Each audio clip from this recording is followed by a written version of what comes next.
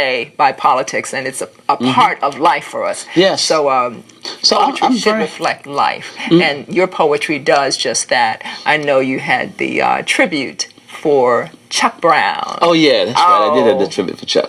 But let me go back for a second to about the award. I was so proud of that award because as a student of Bowie State University, when I was there, you know, I knew a lot of the professors. And one day, one of my professors came to me and said, "Well, gee, Dan, you know, we got this cable channel, you know, educational TV."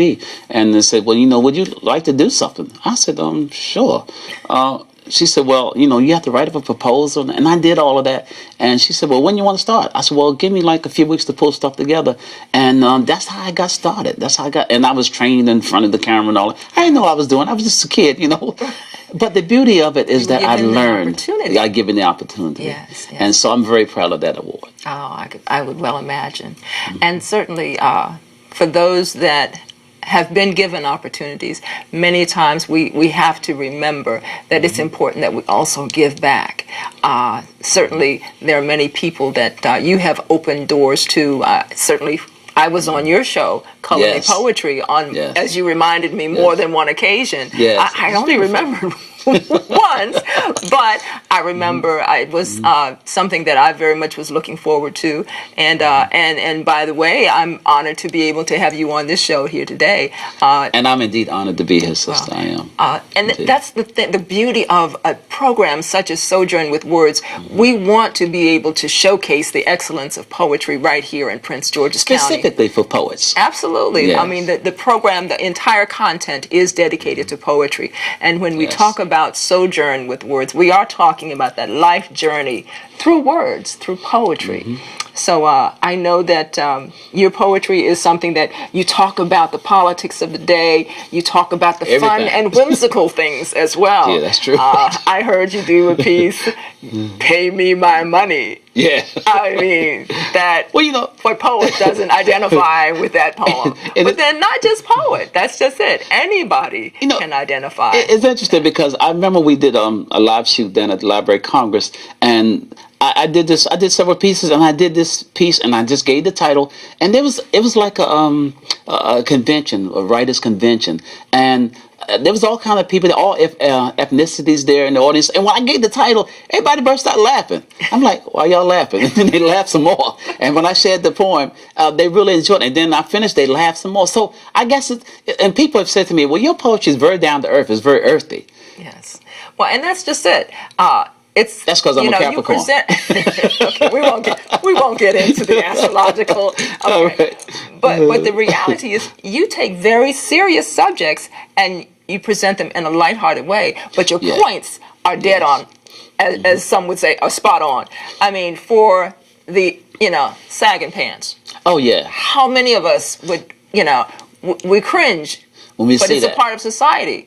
It's real. And it is real for whatever reason, and I'm not at all trying to say that I get it, but every generation has their stamp of, fashion. They got their thing. And it's more than fashion, though. I'm convinced. And so we certainly hope that our viewers will appreciate your take on that topic. Well, I used to see it all the time. Then I work in a high school, and before we became military high school, I used to see it all the time, and I was like, what is this? And then the young people, they would tell me, well, Miss Queen, they call that sagging.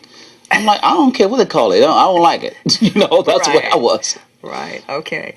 Well, when we talk about going from poetry to the community, because this is something that I'm very, very strong about.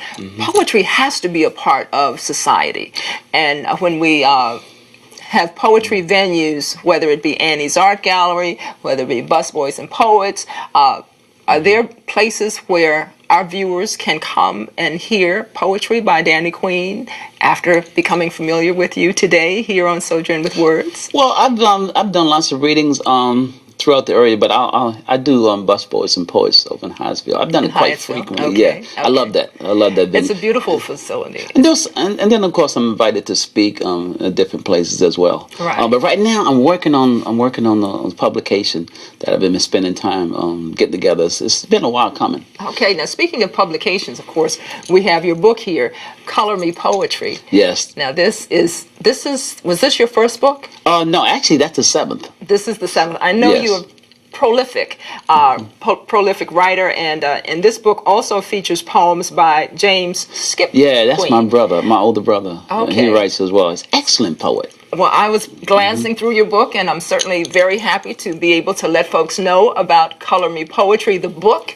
not just the show that is no longer, unfortunately, being aired. Right. But we are very happy to make sure that poetry continues here in Prince George's County, is live here on Sojourn with Words, and we have fabulous poets, as you can see, like Danny Queen, to keep the art form alive.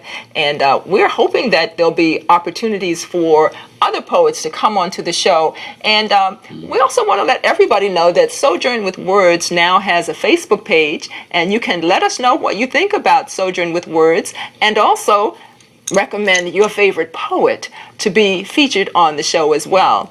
There